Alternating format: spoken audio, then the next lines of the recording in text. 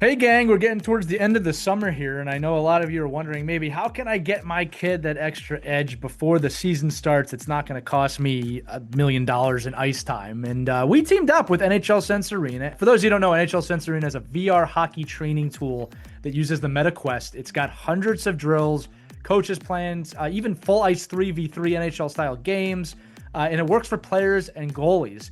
I'll tell you what's cool about it is that my kids actively want to dive in and use it, right? I mean, look, the kids love being at the rink too, but it's costly. So this is something they can use at the house all the time. I think what's also important is it replaces a lot of the other type of games that they're playing.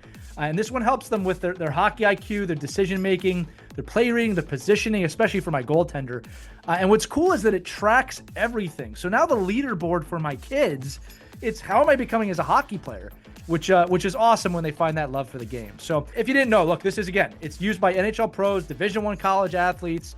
It's the top VR training tool, and it's licensed by the NHL, right? It's also an official partner of USA Hockey, the OMHA up in Canada. So this is the real deal, all right? And right now through our partnership, it's only $299 for a full year. And when you think about it, that's less than $1 a day, or really it's like one on-ice session, and you get it for the year. So look, they've made a website for this audience. If you want more information and to check out the specs, that's sensearena.com/OKPH. Again, sensearena.com/OKPH. So check it out. Enjoy it. Again, we're so happy to have partnered with them. We look for partners that understand the trust and value system that we have here at Our Kids Play Hockey. And with that said, let's get you into this week's episode. Enjoy it.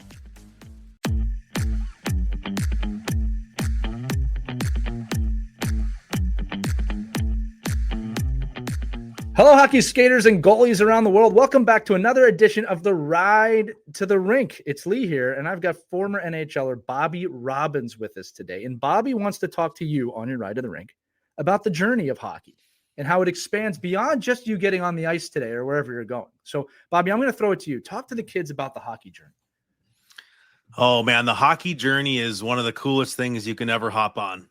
You know, my hockey journey started at 5 years old.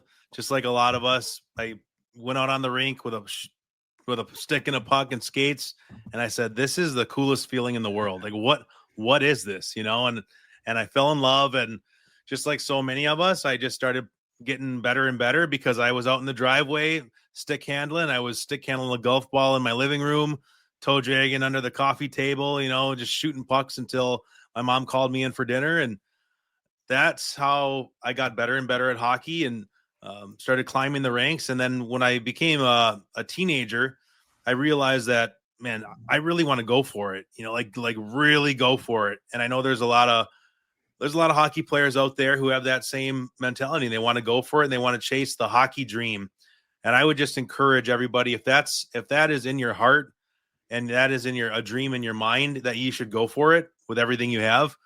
And if it's not in there, then that's okay too. It doesn't have to be in there. You can play hockey and have a great time and meet great friends and play the sport for the love of the game. You know, throughout my career, I've seen a lot of people get almost pushed into or pressured into chasing the hockey dream when it wasn't there for you. So I would encourage any listeners out there to find out what your dream is. If it's not the hockey dream, that's okay. Then what is your dream? The worst thing you could ever do is to get stuck in a dream chase if you're chasing the wrong dream. Right. So I just encourage you to find out what you really want. Look yourself in the mirror. You know, you might be playing hockey because your brother played hockey or your parents put you in hockey. What do you really want to do? Find out what that is and live your destiny. That's a life well lived. But if you're chasing the hockey dream, man, you're on to something here, because the hockey dream is amazing because there's levels that are literally put out for you. It's like you're on this quest. And here, you know, you're in bantam hockey. You got to make that jump to high school hockey. That's just the next part in your quest. That's the next level. And then you're there. And then, you know, what I tell hockey players is whatever level you're at, look around you and analyze where you're at. Who am I here? Am I the best player on the team? Am I the worst player on the team? Am I somewhere in the middle? Who cares where you're at? But mark in your mind where you're at. Because where you're at that day, that's not where you're going to end up. But mark where you're at and say, okay, I'm going to get a little tiny bit better every single day. what are 5 things I can do every single day that are going to get me to the place where I want to be. And the place where you want to be is to make that jump to the next level. So if you're in high school hockey, you want to make the jump to junior hockey. Because the hockey journey is cool because there's literal levels that you need to get to. And if you look at those like stepping stones or steps up a ladder, I call it the hockey ladder, climbing the hockey ladder. Like I'm in high school now. I need to make it to junior hockey. How am I going to do that? Yeah, I can wish and this and that. But here's a methodology. I'm going to get a little bit better every single day. Today, I'm going to get a little bit better. So what are 5 things I can do? So for me, it was like, I'm going to drink a gallon of water every day. I'm going to do a bag skate every day after practice, some sort of conditioning. I'm going to go a little extra mile every single day because it shows people around me that I'm hungry, because it shows myself that I'm hungry. My coaches see it, my teammates see it, and even if no one sees it, I see it. So that's the mentality that I had. Find out what are those 5 things you can do every single day. And then, it might be after practice. When you get to pro hockey, people are stick handling before and after practice. Maybe you can use a puck around, in the concourse. These would be great for the concourse, man, on the concrete in the minor leagues. People are, before games, everybody's just preparing for their games, stick handling. Some people are stretching. I wish I had a product like that, Lee. That would have helped me out with my hands a little bit. But yeah, so have that mentality of, all right, I'm going to get a little bit better every single day. And then what are 5 things that I'm not going to allow myself to do? What are my 5 non-negotiables? I'm not going to allow myself, negative thoughts. I'm not going to allow myself, people around me who are going to bring me down. I'm not going to allow, myself to I'm never going to go onto the ice without stretching and a proper warm up. Little things like that. Every day, if you implement those, you get better and better and better. I went from, I got to Division I college hockey with the UMass Lowell Riverhawks. And I was one of the worst guys on the team. I was a healthy scratch. That means I didn't play the first 6 games. I was on a 40% scholarship, which was great. But I wasn't one of these full boat guys. I was on a 40% scholarship, and they said, hey, that can go up every year depending on how well you do. And I implemented these things every single day. And over the course of 4 years, I saw them add up to then becoming, one of the best players on the team, captain, leading scorer, MVP, left school early to go play in the American League. And then that summer signed an NHL deal. Then looking back, I'm like, wow, how did I go from that to that? Yeah, there was a lot of bounces, lucky bounces, a lot of blessings, but there was a lot of hard work, blood, sweat, and tears. And there was a lot of implementations of that formula.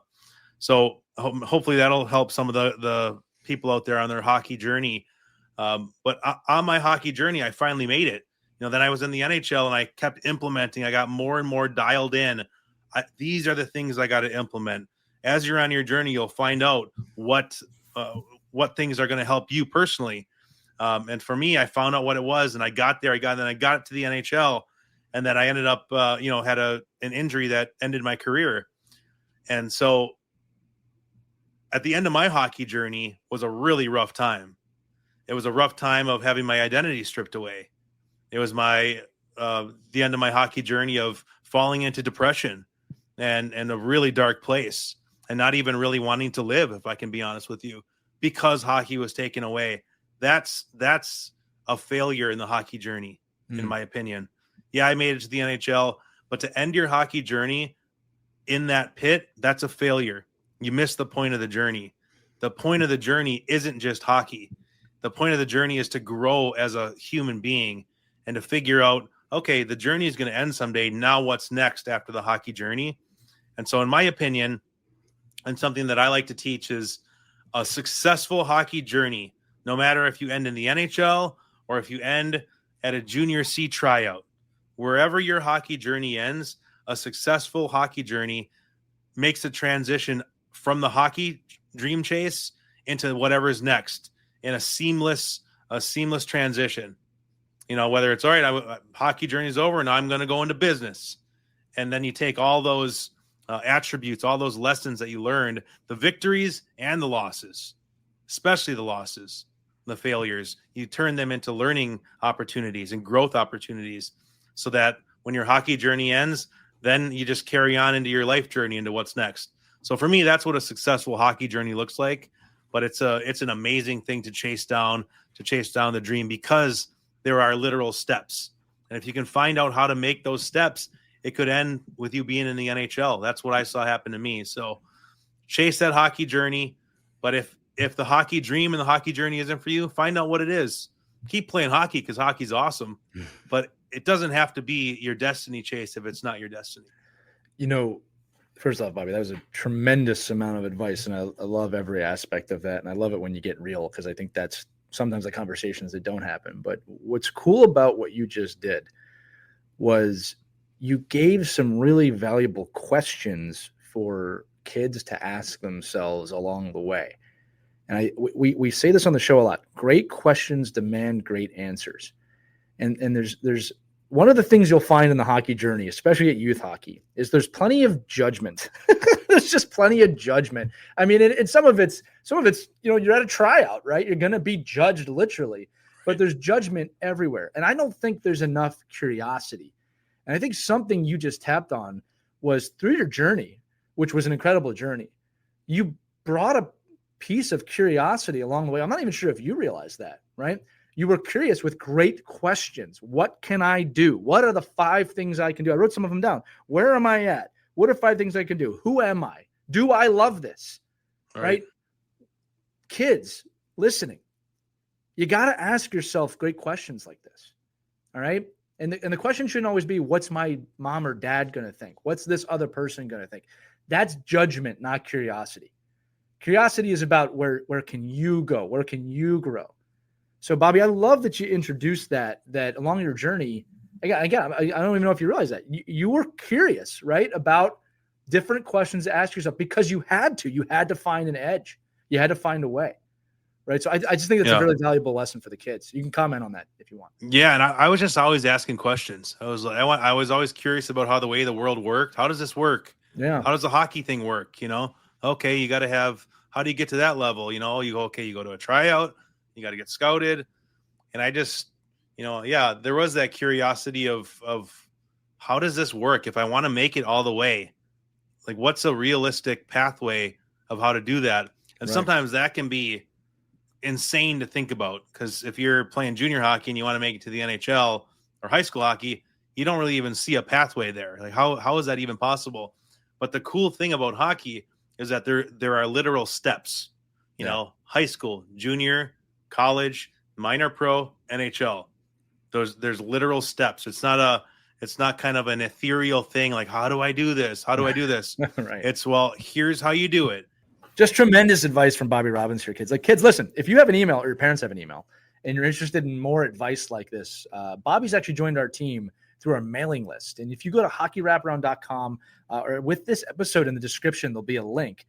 You can join that mailing list. And Bobby is just sharing stories and advice like this for hockey families that want it. It's really valuable. So check that out. But kids, remember, no matter where you're at on your hockey journey, we believe in you. You should too. All right. Thanks so much for watching this edition of The Ride to the Rink. For Bobby, I'm Lee. We'll see you next time. Skate hard. Have fun. Take care, everybody.